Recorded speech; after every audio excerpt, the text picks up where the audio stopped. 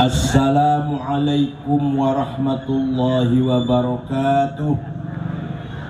Bismillah, alhamdulillah, wassalatu wassalamu ala sayyidina wa maulana Muhammad Rasulillah wa ala alihi wa sahbihi wa man tabi'a sunnatahu wa jama'atah. Agar apa? Litakunu syuhada 'alan nas, agar kamu dan pengikutmu berperan di dalam pembangunan masyarakat manusia. Harus berperan. Peran apa saja itu? Syuhada 'alan nas, syuhudan diniyan, peran agama. Syuhudan thaqafiyan, peran peradaban pendidikan. Syuhudan hadariyan, peran budaya dan kemajuan. Syuhudan ijtimaiyan, peran sosial. Syuhudan siasian, peran politik. Jadi yang diharapkan dari umat Nabi Muhammad itu perannya, bukan hanya jumlahnya. Ya syukur jumlahnya banyak dan berperan, syukur jumlahnya banyak dan berperan. Paling tidak kalau jumlah banyak tidak penting. Yang paling penting peranannya. Syuhada 'alan nas, berperan di dalam tengah-tengah masyarakat. Syukur jumlahnya banyak, peranannya pun besar. Pertama, syuhada 'alan nas, syuhudan diniyan, peran agama. Wajiban Nahdlatul Ulama, para kiai-kiai pesantren, kiai-kiai majelis taklim harus selalu dakwah Islam, harus selalu mendakwahkan agama Islam. Dakwah dengan cara apa? Bil hikmah wal mau'izatil hasanah wal mujadalah billati hiyal husna. Metode dakwah dalam Al-Quran dikatakan dakwah tidak boleh dengan kasar. Dakwah tidak boleh dengan mencaci maki, apalagi sweeping bawa pentung, apalagi. Ya orang Bekasi banyak itu. Tapi Bekasi Utara nggak ada ya? Bekasi Timur nggak ada ya? Mengapa ketika Fathu Makkah, orang Mekah tahun 8 Hijriah yang tadinya memusuhi agama Islam, bahkan membunuh para sahabat, menyiksa para sahabat, menyakiti Nabi Muhammad, tahun 8 Hijriah seluruh penduduk kota Mekah masuk Islam, sehingga jumlahnya orang Islam lebih dari 100.000. Kenapa itu orang Mekah masuk Islam? Karena simpati, tertarik pada akhlaknya Nabi Muhammad yang tidak balas dendam. Yang lemah santun itu orang Mekah berbondong-bondong menyalami Rasulullah dengan mengucapkan bi abi wa ummi antal karimu benil karim benil karim, sungguh demi ayahku dan ibuku engkau Muhammad orang mulia, putra dari seorang ayah yang mulia, cucu dari seorang kakek yang mulia.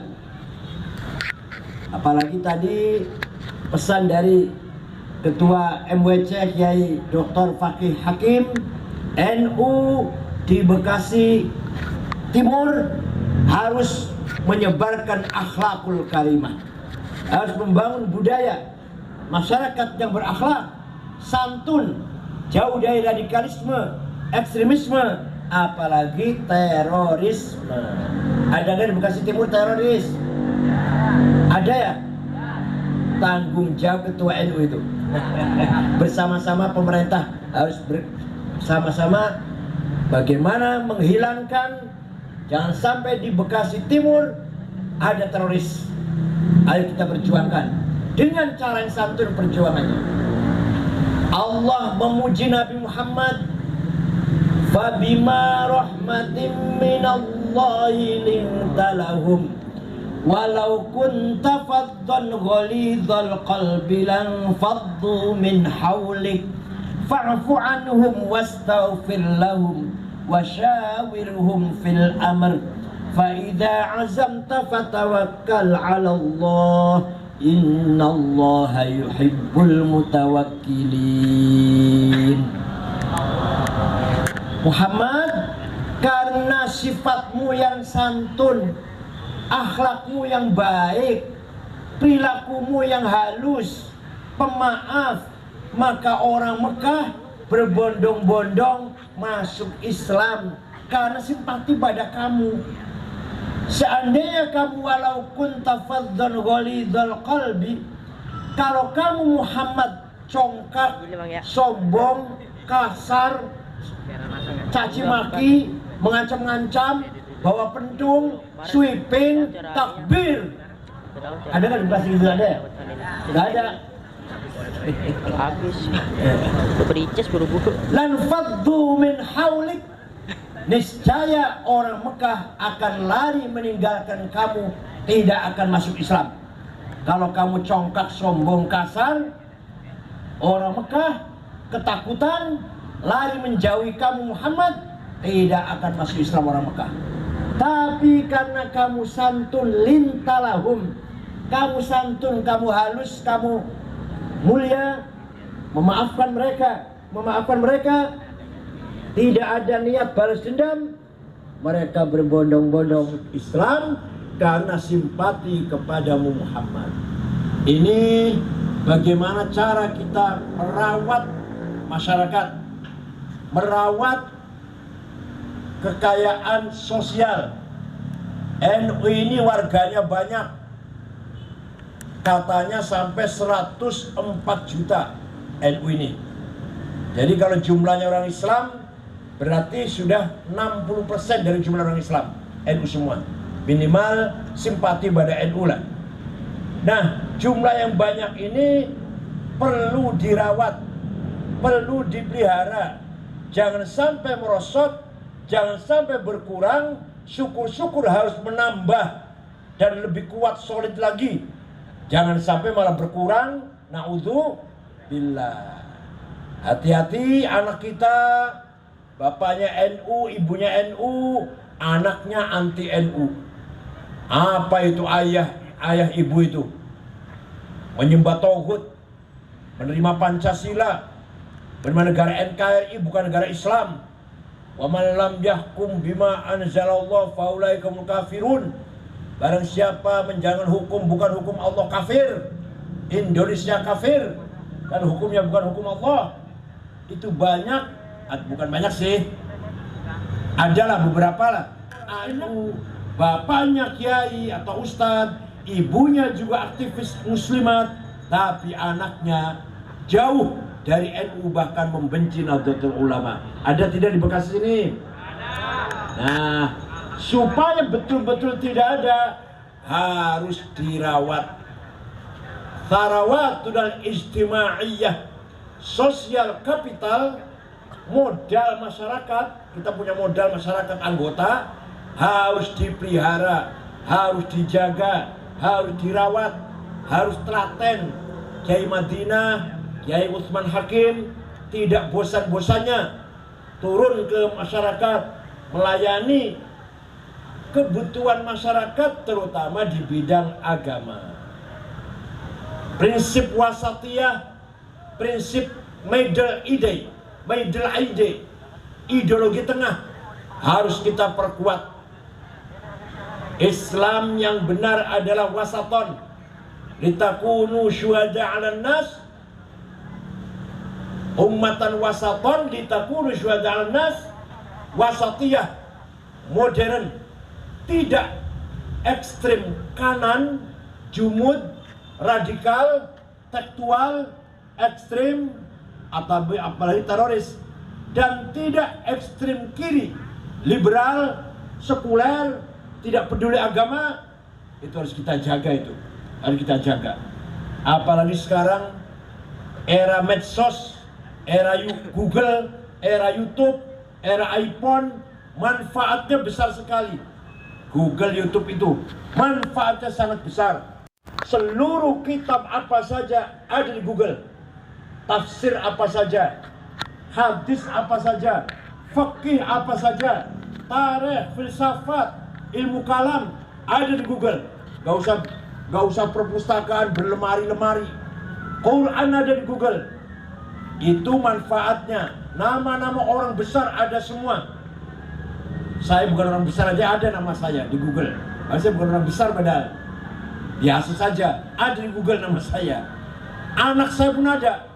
Anak saya namanya Dr. Rihab Said Akil. Ada di Google sudah.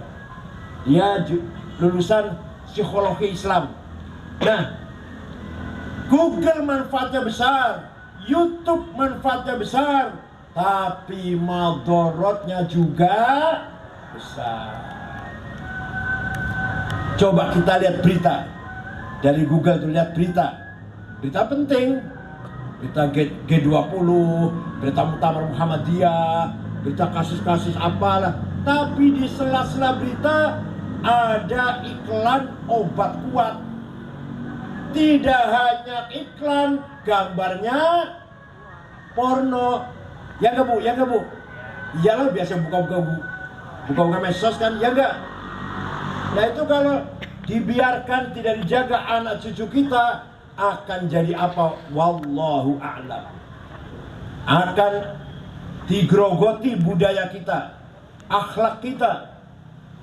Anak-anak kita bisa mengatakan apa itu cium tangan orang tua, kuno. Apa itu cium tangan kiai, kuno. Apa itu kita kalau nikah harus izin orang tua, kuno. Itu sudah ketinggalan zaman. Sekarang sudah modern. Ini gara-gara pengaruh dari pop culture war, al-ghazwul hadari. Pop culture war yang bisa menggerogoti budaya kita, akhlak kita, sehingga generasi anak muda kita tidak bangga dengan akhlak dan budaya kita, tidak bangga dengan tradisi yang kita warisi dari orang tua. Ini sangat bahaya sekali. Dari sisi negatifnya seperti itu. Atau sebaliknya, melihat YouTube ada doktrin radikal harus mendirikan khilafah, karena kalau belum khilafah Islam gak akan menang. Harus khilafah, harus ganti negara Islam, sistem khilafah. Nah, kalau enggak maka kita semua kafir. Bila perlu ayo kita mati syahid. Begini caranya merakit bom. Ada di YouTube bu, caranya merakit bom, caranya merakit senjata, ada. Dibaca oleh anak kita. Ini sangat-sangat berbahaya. Sekali lagi kesimpulannya, maka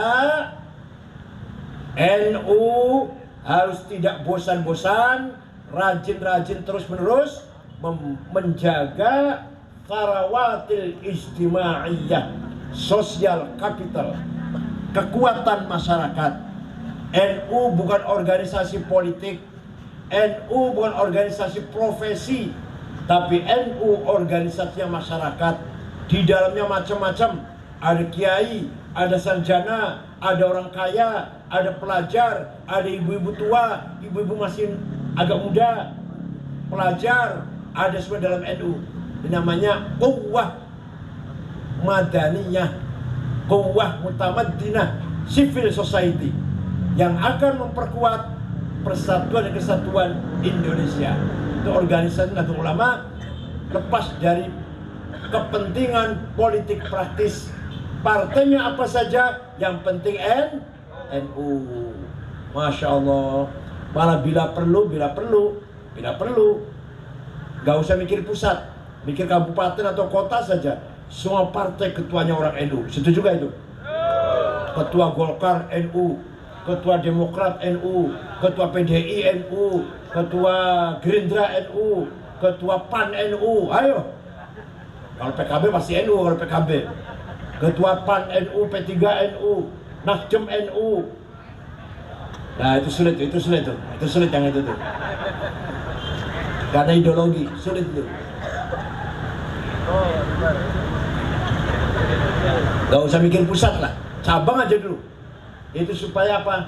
supaya kita bisa berjuang kemana-mana, tidak sempit, tidak seperti apa katak di tempurung kan gitu ya. Geraknya harus luas.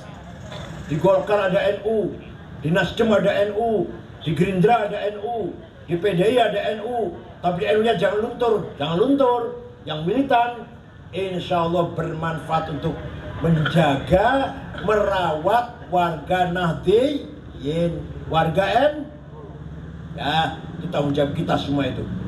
Namanya syuhudan diniyan ijtimaiyan. Menyambung tadi sudah disinggung oleh Kiai Dr. Asep Basyuni, sangat bagus. Isinya tadi sangat bagus. Bagaimana kita harus taklid kepada ulama. Imam Syafi'i yang nama lengkapnya Muhammad Abu Abdullah Muhammad bin Idris bin Uthman bin Abbas bin Syafi' bin Musayyab bin Abdul Ubaid bin Abdul Muttalib. Itu nama lengkapnya Imam Syafi'i. Lahir tahun 150 Hijriah di kota Gaza, Palestina. Wafat di Kairo, Mesir tahun 204. Jadi usianya hanya 54 tahun. Tapi berjasa besar. Imam Syafi'i berjasa besar meletakkan prinsip-prinsip tawassut di dalam syariah. Apa caranya? Gimana caranya? Menggabungkan antara Quran hadis sebagai nusus muqaddasah, teks yang sakral, digabungkan dengan akal. Quran hadis saja, teks saja nanti jumud, akal saja nanti liberal. Maka Quran dan hadis sebagai sumber yang paling pokok, tapi tidak boleh dibiarkan sendirian, harus dipahami dengan akal. Akal ada dua, akal rame-rame kolektif namanya ijma metodenya, akal sporadis, akal individual namanya qiyas. Jika lain kali bisa saya terangkan agak mendetail kalau ada pertemuan khusus lah. Contoh satu aja contoh. Quran itu ada perintah sholat sampai 62 kali. Aqimus sholah, aqamus sholah, yuqimunas sholah, aqimis sholah. Wajib sholat 5 waktu, wajib sholat. Berapa kali sholat yang wajib?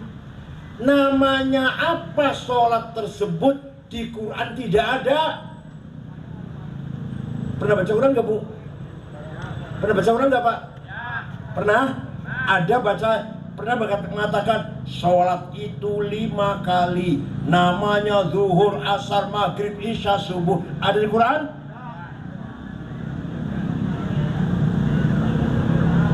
Perintah sholat, wajib sholat, harus sholat.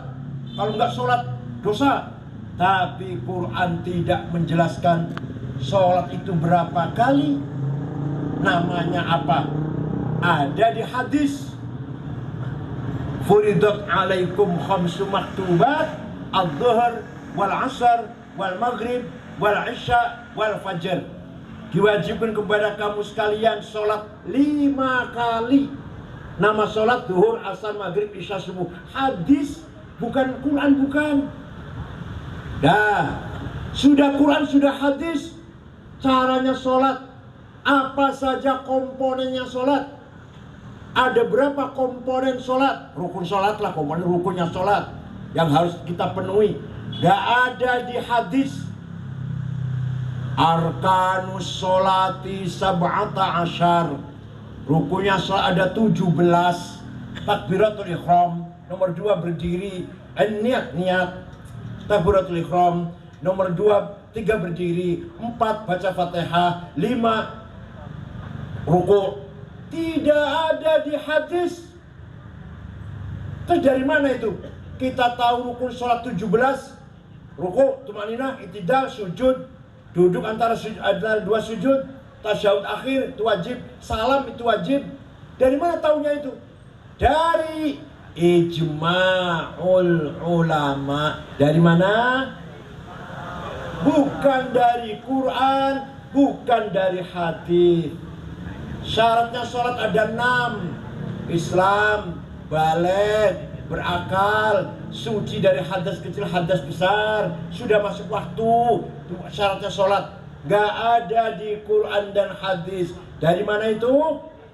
Akalnya ulama, akal kolektif, akal rame-rame menjadi ijma', namanya konsensus, kesepakatan. Tanpa kita ikut ijma'nya ulama, tidak akan tahu ente berapa rukunya sholat, gak akan tahu ente berapa syaratnya sholat, syarat sahnya sholat. Ini baru contoh sholat satu, ini baru masalah sholat. Tidak bisa kita meninggalkan ijma' ulama. Kalau ada orang ngaku, Ustaz, sholatnya bagus, belajar dari mana Ustaz? Oh, saya belajar langsung dari Quran dan hadis. Wallahi bohong. Demi Allah, orang itu bohong kalau jamnya saya bisa sholat begini dari Quran dan hadis. Wallahi bohong. Itu nanti yang benar jamnya dari orang tua saya sejak kecil, ikut orang tua, dari imam musola di sebelah rumah.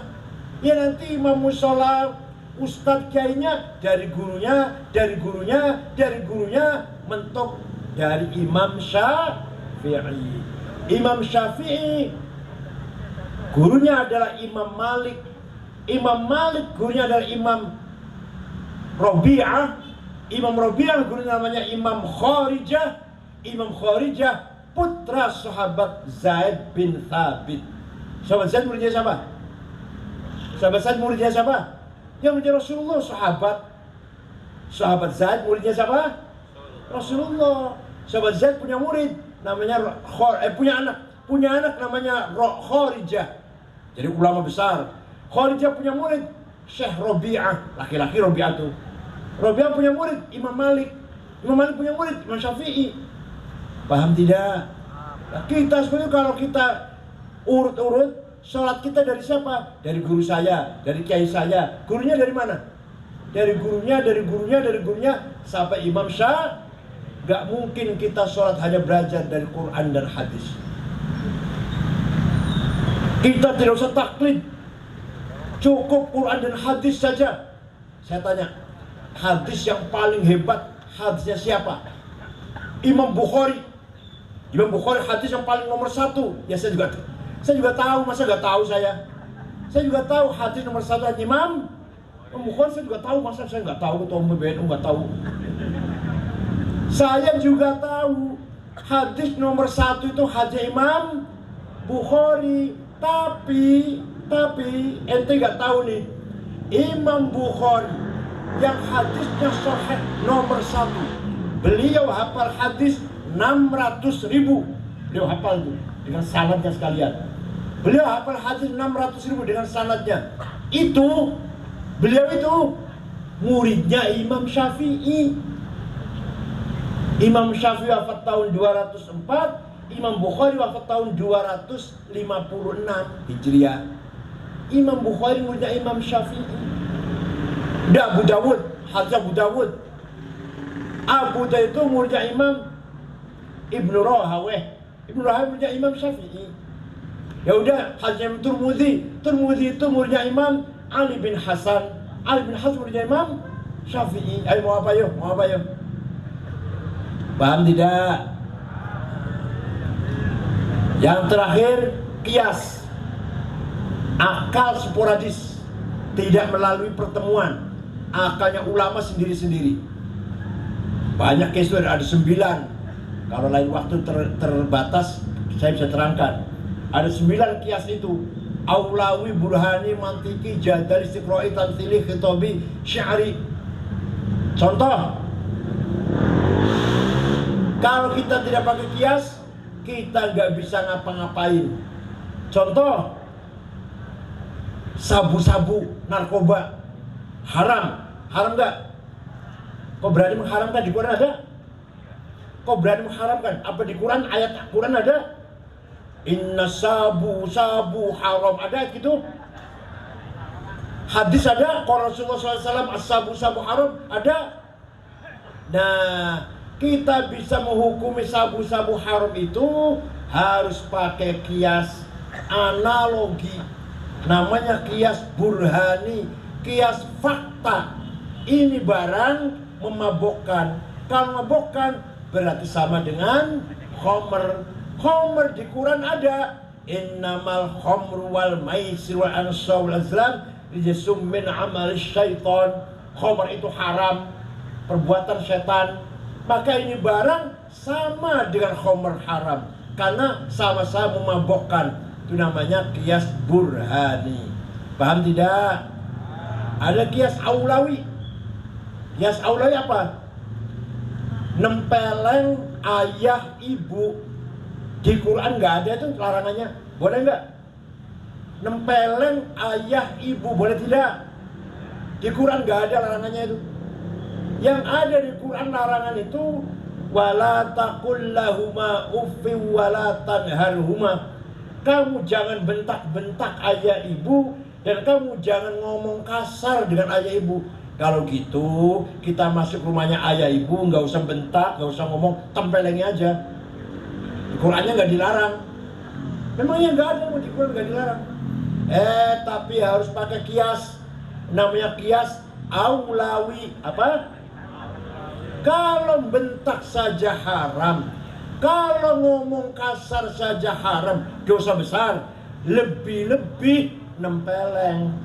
Itu namanya kias lebih-lebih namanya ini. Kias fabil aula, lebih-lebih Ini kalau nggak pakai seperti ini kita nggak bisa memahami syariat Islam dengan benar. Tadi sudah disinggung sedikit oleh Kiai Asep Basyuni. Kalau tertutup, terbatas, pengurus atau ustaz-ustaz, saya bisa menerangkan secara rinci. Jadi terlalu masyarakat terbuka, terlalu rinci nggak akan paham. Kalau tertutup, saya bisa menjelaskan secara rinci. Ada 9 kias itu. Wala taqrabuz zina, innahu kana fahisyatan wa sa'a sabila. Wala taqrabuz zina, kamu jangan mendekati zina. Yang diharamkan apa ini? Yang dilarang apa? Mendekati. Zinanya kok boleh. Zinanya lebih-lebih. Mendekati saja haram, zinanya lebih-lebih. Namanya kias apa namanya? Aulawi. Ya, peran seperti inilah yang dipegang oleh para ulama Syuriah NU dan harus menjaga dalam rangka menjaga, merawat kapital sosial dari bidang agama. Paham? Warga NU harus dipelihara dengan pemikiran seperti ini. Tadi kata Kiai Asep Basyuni harus taklid. Memang iya. Bayangkan Pak, bayangkan. Imam Ghazali, waduh, dunia mengakui, non muslim pun mengakui Ghazali itu luar biasa. Filosof, mufakir, ahli fikih, usul fikih, ilmu kalam, dikuasai semua oleh Ghazali itu. Terkenal sedunia. Sampai sekarang pun Universitas Amerika Harvard mengkaji pemikiran Ghazali, bidang ilmu jiwa, bidang pendidikan. Boleh dikata lebih pintar daripada Imam Syafi'i karena luasnya Imam Ghazali. Tapi Imam Ghazali taklid pada Imam Syafi'i. Gak pernah Imam Ghazali mengatakan saya ijtihad. Gak. Apalagi SAG Bekasi Timur, ya Allah. SAG sarjana alam. Imam Razi, Fakhrul Razi, karangannya 200 lebih. Saya setiap malam Jumat dan malam Senin baca tafsir Razi. Tafsir yang paling sulit saya baca malam Senin dan malam Jumat. Online, silahkan ikut online. Tafsir paling sulit itu. Itu tafsir 16 jilid. Belum ilmu usul fikih 5 jilid. Filsafat Al-Matalibul Aliyah 5 jilid. Karang-karang yang lain. Tapi beliau segitu pinternya itu taklid pada Imam Syafi'i. Imamul Haramain, imam yang diakui ilmunya di 2 tanah suci, namanya Abdul Malik nama aslinya. Diberi gelar Imamul Haramain, diakui keilmuannya oleh Mekah dan Madinah. Jadi ulama Mekah dan ulama Madinah mengakui Imam Haramain orang alim, orang pintar. Taklid pada Imam Syafi'i. Paham tidak? Paham tidak? Jadi warga NU jangan sekali-kali ngomong saya beristihad. Kalau ente ingin beristihad, silahkan keluar dari NU sekarang, gak usah besok, sekarang. Kalau NU harus taklid pada salah satu madzhab 4, tapi yang paling terkenal di Indonesia adalah madzhab Imam Syafi'i. Yang kedua, syuhudan thaqafiyan, pendidikan. Harus kita bangun pesantren. Di Bekasi banyak pesantren, Bekasi Timur banyak ya. Siapa? Kiai siapa? Kiai siapa? Pokoknya pesantren harus kita bangun. Pesantren ada Al-Hisnul Hasin, benteng paling kokoh mempertahankan akidah dan akhlak. Itu pesantren. Silakan di luar tawuran, silakan di luar geng motor, silakan di luar hubungan seks bebas. Di pesantren ada itu? Di pesantren ada? Silakan tawuran di sekolah-sekolah. Di pesantren ada yang tawuran? Nggak ada. Di luar geng motor, kenakalan remaja, ya narkoba, hubungan bebas, di pesantren ada? Padahal kita hidup di tengah-tengah kota yang seperti itu, padahal. Itu seperti Nabi Musa, Bu. Nabi Musa sejak kecil bayi dihanyutkan di sungai Nil, ditemuin, diambil oleh istrinya Fir'aun, gitu kan dongengnya, tahu dongengnya? Tahu dongengnya, tahu? Diambil istrinya Fir'aun, Siti Asia, dibawa pulang ke istana, lapor pada Fir'aun suaminya, Mas, Bang, saya nemu bayi laki-laki ganteng, saya pelihara ya, karena kita nggak punya anak. Silahkan, coba. Nabi Musa sejak bayi kemudian melek, matanya melek, melihat kekufuran, kefasikan, mungkarat, maksiat, joget-jogetan, hubungan seks bebas, tari perut. Kira-kira kalau kita gimana kira-kira? Kalau kita hidup di tengah-tengah rumah seperti itu gimana kira-kira? Nabi Musa tidak terkontaminasi, tidak tertular, hidup di dalam istana Fir'aun sejak bayi, sampai tamyiz, sampai mulai pinter, remaja, anak-anak, dewasa, pemuda, dewasa, tidak terkontaminasi.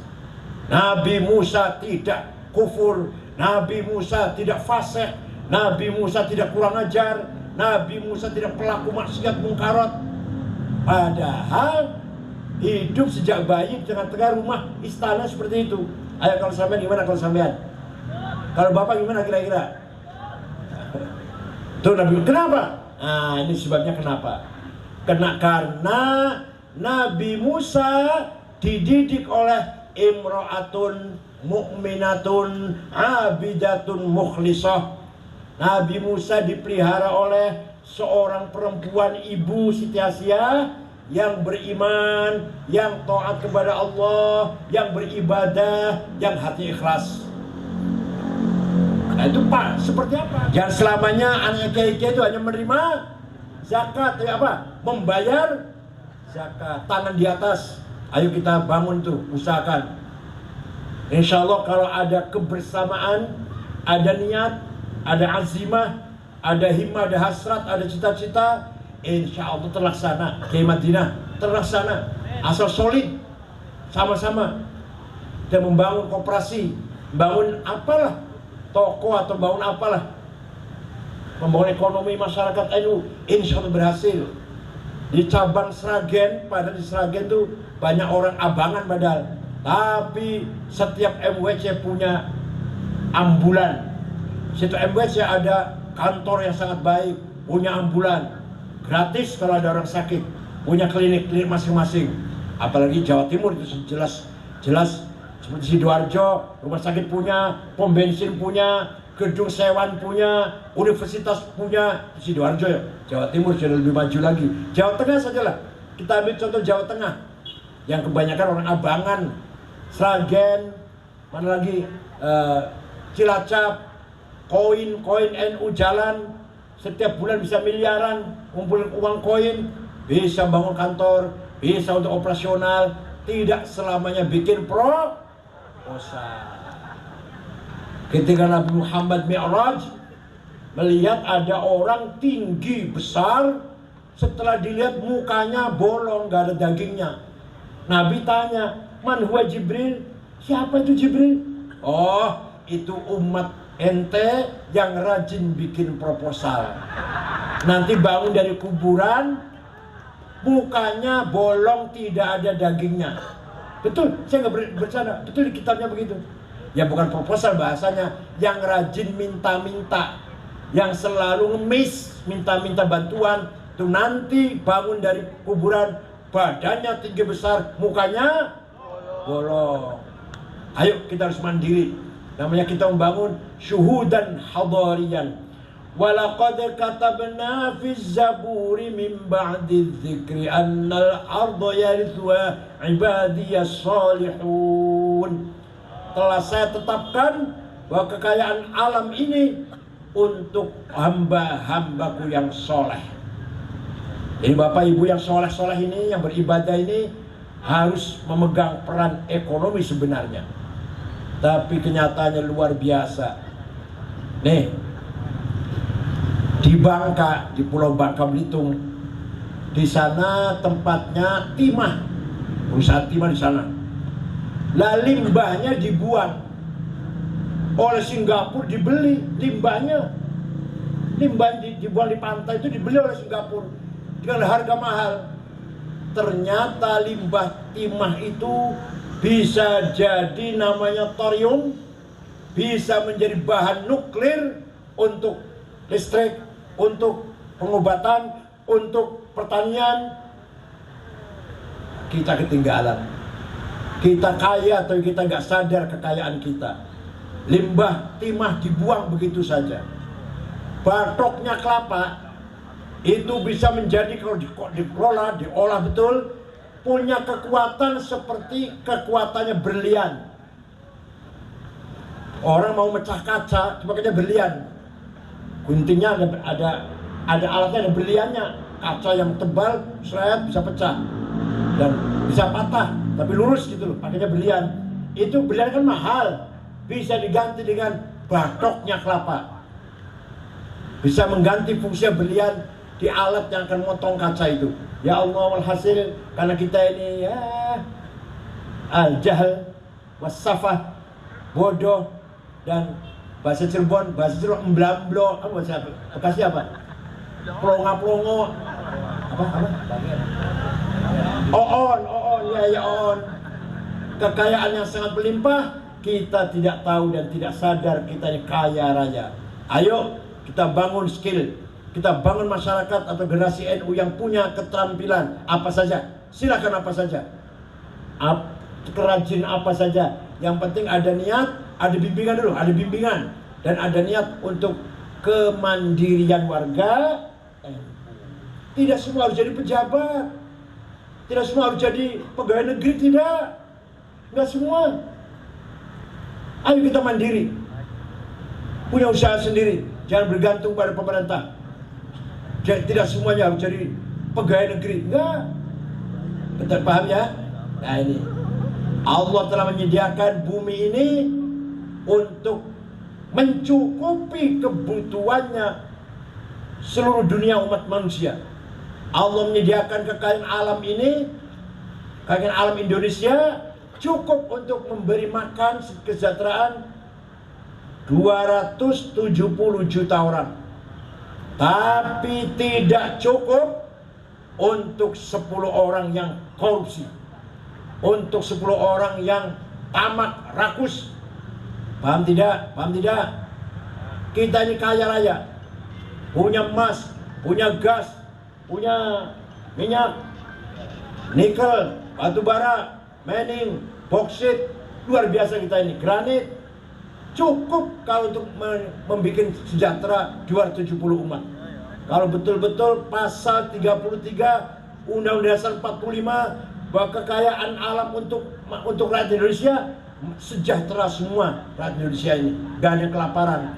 Tapi sistem kita yang masih kita lihat belum ada mengarah kepada pemerataan. masih membangun terus, bertambah terus, yang tambah. Ditambah terus kekayaan kita ini yang tambah. Sekarang batu bara lagi mencapai puncak mahalnya baru kali ini. $400 1 ton baru kali ini. Kaya nggak itu? Kaya hebat nggak itu? Yang punya batu bara hebat. Kalau ente ansor nggak punya ente, tetap aja melarat.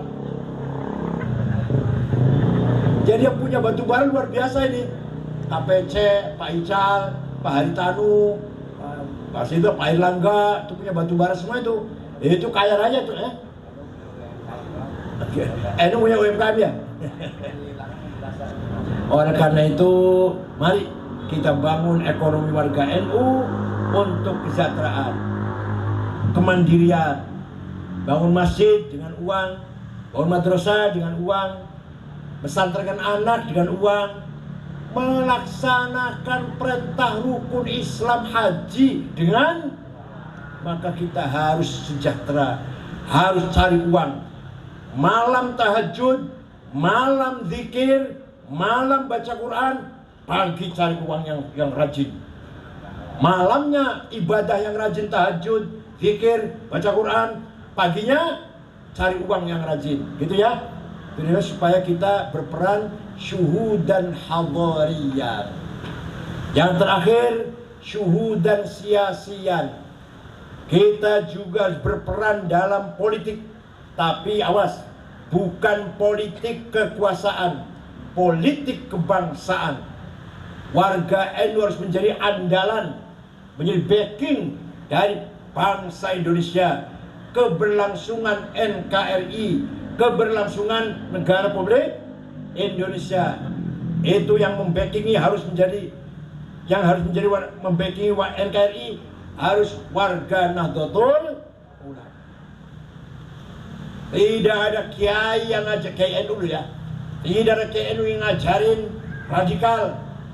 Tidak ada kiai NU yang ngajarin bikin fitnah, bikin bom, teroris. Gak ada. Pesantren NU semua jumlahnya 22.000 pesantren. Tidak ada santri NU yang menjadi teroris. Apa? Tapi kalau teroris pasti bukan keluaran pesantren Nahdlatul Ulama, pasti itu. Tidak ada kiai ngajar radikal, nggak ada. Kenapa?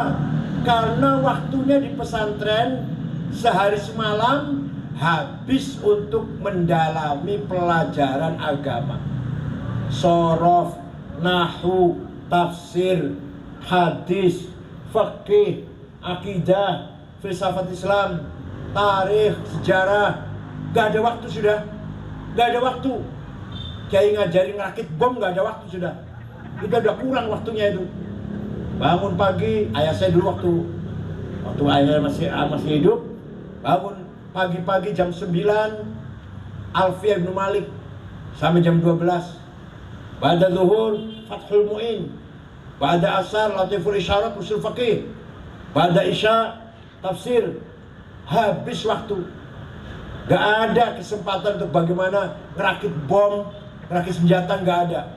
Itulah maka keselamatan politik kebangsaan Indonesia, keselamatan nation state, negara kebangsaan Indonesia, NU harus berperan besar, andil besar dalam keselamatan Republik Indonesia.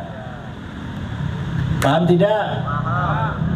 Hari Santri yang kita rayakan tanggal 22 Oktober itu asal mulanya pasukan Inggris mau datang ke Indonesia.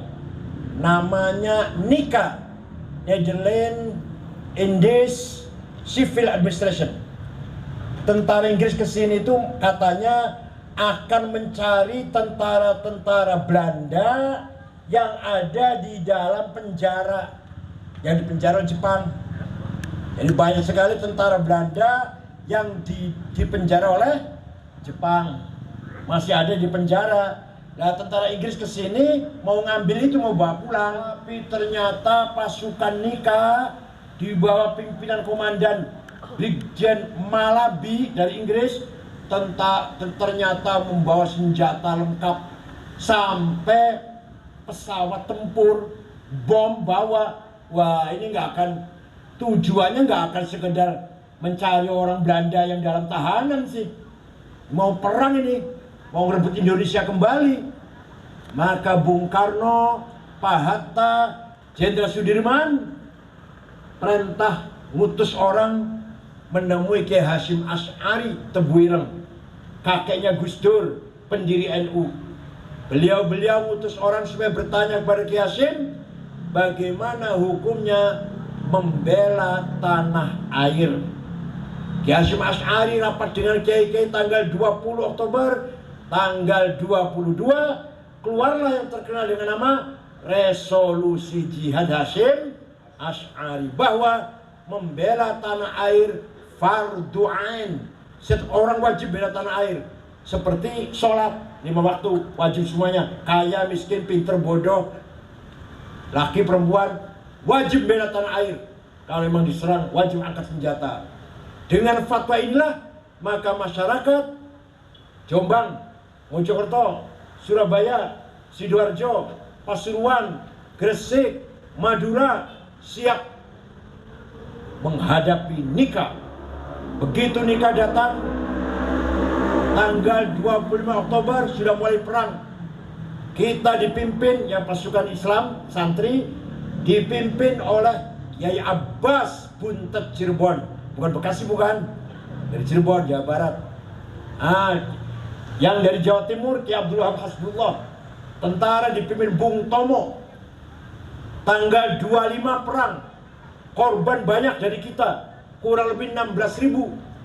Tanggal 10 November perang berhenti. 10 November perang berhenti. Kenapa? Karena komandan Malabi, Brigjen Malabi mati, mobilnya meledak, ada yang masang bom, Malabi mati, ajudannya mati, supirnya mati. Yang masang bom di mobilnya Malabi bukan tentara, santri Tebuireng, namanya Harun. Siapa namanya? Sayang Harun tidak lari, malah ingin lihat seperti apa hasilnya. Begitu meledak, Harun pun mati. Dikira mercon apa? Harun pun mati, sama-sama Brigjen Malabi. Ada santri namanya Asy'ari naik ke atap Hotel Orient. Sekarang hotelnya masih ada tuh, masih utuh hotelnya, namanya Hotel Majapahit sekarang di Surabaya. Dulu namanya Orient. Naik ke atap Hotel Orient, merobek-rombek bendera Belanda, diganti dengan merah putih. Itu santri juga itu. Ditembaki dari bawah, tapi yang nembak kurang pinter, selamat dia. Apa dia jadok ya? Apa dia kuat gitu, jadok gitu? Enggak, yang nembaknya kurang pinter itu paling. Itulah peran santri, peran kiai. 10 November perang berhenti, kita masih mampu mempertahankan NKRI kemerdekaan 17 Agustus 45 berkat fatwa Hasyim Asy'ari yang mampu mengerahkan, memotivasi masyarakat Jawa Timur untuk melawan kedatangan nikah. Paham tidak?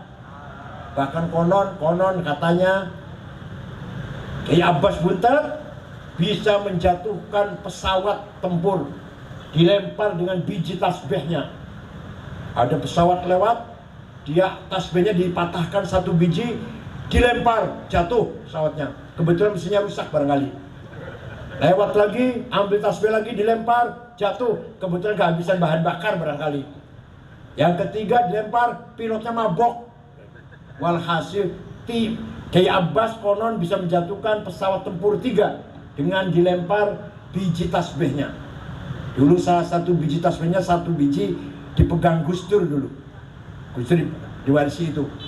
Walhasil, ini adalah syuhudan sia-siam. NU berperan politik, bukan berarti politik harus jadi bupati, harus jadi wali kota, harus jadi presiden. Itu juga penting sih, penting. Tapi yang lebih penting lagi, peran politik kebangsaan, peran politik mempertahankan negara Republik Indonesia, peran politik Pancasila, politik Undang-Undang Dasar 45, Bhinneka Tunggal Ika. NU harus berperan menjaga politik seperti itu. Paham ya? Paham ya? Nah, mudah-mudahan malam ini kita mendapatkan ala barakatillah wa ala rahmatillah. Allah yahfadkum jami'an min kulli ahati wal afat. ويأخذ بأيديكم لما فيه الصلاح والخير والبركة وهو الموفق لكم الطريق والسلام عليكم ورحمة الله وبركاته. آمين. حمدا كثيرا طيبا مباركا فيه. اللهم صل صلاة كاملة وسلم سلاما تاما على سيدنا محمد الذي تنحل بالقطع فرج بالكرب وتقضى بالحوائج وتنال الرغائب وحسن خاتم يستسقى الغمام بوجه الكريم وعلى آله وصحبه في كل لمحة ونفس على كل معلوم لك يا رحمن يا رحيم يا قوي يا متين يا فتاح يا عليم يا رزاق يا كريم يا حي يا قيوم يا غياث المستغيثين أغثنا أغثنا أغثنا والمسلمين. إنا نسألك بأنك أنت الله لا إله إلا أنت الأحد الصمد الذي لم يلد ولم يولد ولم يكن له كفوا أحد بديع السماوات والأرض أن توفقنا وأولادنا بالأعمال الصالحة وأن تحفظنا وإياهم من المحن والفتن وأن تجعلنا ولهم فرجا ومخرجا. إنا نسألك بمقاعد العز من عرشك وبمنتهى الرحمة من كتابك وباسمك الأعلى ومجدك الأسنى وإشراق نور وجهك الأدلى وبفضلك الكريم وجودك العميم وبكلماتك التامات التي لا يجاوزهن بار ولا فاجر يا أكرم الأكرمين يا حسيب يا جليل أن تسهل أمورنا وتقضي حاجاتنا وتبلغ مقاصدنا من مقاصد الدنيا والآخرة.